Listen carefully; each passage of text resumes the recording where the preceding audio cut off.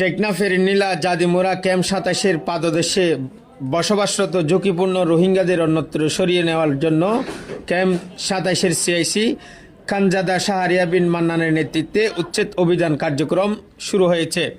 বুধবার দুপুরে উক্ত অভিযান পরিচালনা করা হয়। এ সময় সিআইসিকে সহযোগিতা করেন নীলা ইউনিয়ন পরিষদের নির্বাচিত ৯ নম্বর ওয়ার্ডের মেম্বার মোহাম্মদ আলী এবং এনজিও সংস্থার কর্মকর্তা রুকনউদ্দিন আহমেদ।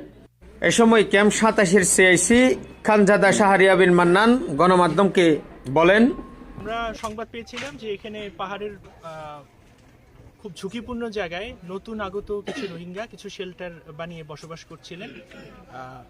জায়গাটা আপনারা দেখতেই পাচ্ছেন, খুবই ঝুঁকিপূর্ণ। দুই পাশেই উঁচু পাহাড় আছে এবং ব্যাপক পরিমাণে যদি বৃষ্টি হয়, টানা ২-৩ দিন বৃষ্টি হয়, তাহলে ধসে তাদের চাপা পড়ার আশঙ্কা আছে। তো সেই ঝুঁকি বিবেচনায় আমরা টেকনাফ থানা পুলিশ এবং এপিবিএন এর সহায়তায় আজকে এখানে একটা উচ্ছেদ করছি। আমাদেরকে সর্বতোভাবে স্থানীয় মেম্বার সহায়তা করছেন।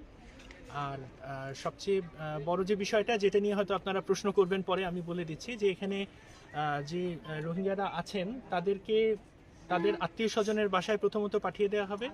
তারপরে খুব তাড়াতাড়ি তাদের উপযোগী কোথাও তাদেরকে রিলোকেট করা হবে। তাদের এখানে তারা কোনো ঝামেলায় পড়বেন না। অভিযান কবে শেষ হবে? আসলে যে পরিমাণ ঘরবাড়ি দেখা যাচ্ছে, আমার মনে হয় যে খুব একেবারে একদিনেই শেষ করা হয়তো সম্ভব হবে না। এটা মানে এটা আমরা এই জায়গাটায় ঝুঁকিপূর্ণ কোনো শেল্টার রাখবো না, এটা ক্লিয়ার করে ফেলবো। যতদিন এর মধ্যে যতটা সময় লাগে, যত তাড়াতাড়ি সম্ভব আমরা সেটা করে ফেলবো। এ বিষয়ে স্থানীয় মেম্বার মোহাম্মদ আলী ও এনজিও কর্মী রুকনউজ্জামান গণমাধ্যম কর্মীদেরকে বলেছেন, আসলে যেটা হচ্ছে উকিয়া টেকনাফে আমরা যারা আছি, আমাদের এখানে তো বিশাল পাহাড়ি অঞ্চল। এখানে উকিয়া টেকনাফের ম্যাক্সিমাম জায়গায় রোহিঙ্গা বসছে। তারও ধারাবাহিকতা এখানে যারা রোহিঙ্গা বসছিলেন, এখানে ঝুঁকিপূর্ণ হওয়ায় আমরা সাংবাদিক ভাইয়েরা এবং সিআইসি মহোদয়, পুলিশ প্রশাসনের যৌথ উদ্যোগে যেগুলো ঝুঁকিপূর্ণ জায়গা, সেখান থেকে আমরা আজকে রোহিঙ্গাদের সাথে আলাপ আলোচনার মাধ্যমে ওদেরকে এখান থেকে সরানোর একটা ব্যবস্থা করছি। তাদেরকে কোথায় সরাই নিয়ে যাবে এরকম কোনো পরিকল্পনা আছে? ওদেরকে আমরা বলছি বিকল্প জায়গা দেখার জন্য। আমরা তাদেরকে হেল্প করব, যেহেতু ওরা মানবিক ভাবে এখানে আছেন, আশ্রয়হীন মানুষ। আমরা এখন ওদের সাথে বসে বিকল্প কোথাও যদি জায়গা থাকে, আমরা তাদেরকে ওখানে স্থানান্তরিত করার ব্যবস্থা করব। কি পরিমাণ এখানে ঝুঁকিপূর্ণতা আছে, কি পরিমাণ সরানো হবে এরকম কোনো?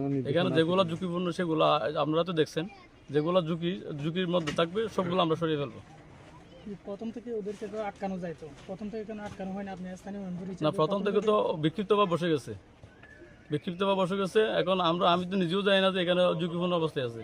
একটা বিষয় কমপ্লেন না আসলে তো এটা কেউ করে না। আমরা কমপ্লেন পেয়েছি, আমরা আছি। এখনো এই মুহূর্তে আমরা ব্যবস্থা নিই। তাদের জন্য অসুবিধা, অনুপ্রবেশকৃত নতুন যারা আছে তাদেরকে নিয়ে একটি ভাবনার বিষয়। এটা নিয়ে সিআইসি স্যারের অফিস ভাবতে পারে। এটা তারার ভাবনার পরে তারা যে পদক্ষেপটা নেবে সেটাকে আমরা সমর্থন করি। কিন্তু তারা যেভাবে পাহাড়ের উপরে অবস্থান নিয়েছে, এটা আমরা সমর্থন করি না। আবার পাশাপাশি হলো পাহাড়ের অবস্থান নেওয়ার পরে তাদের যে স্থাপনা দ্রুত ভেঙে ফেলার যে বিষয়টা, এটা দ্রুত ভেঙে ফেললেও অতি দ্রুত আবার তাদেরকে কি পরিবেশে নিবে সেটাও চিন্তা করা দরকার। আমি মনে করি একজন উন্নয়ন কর্মী হিসেবে এই মাঝামাঝি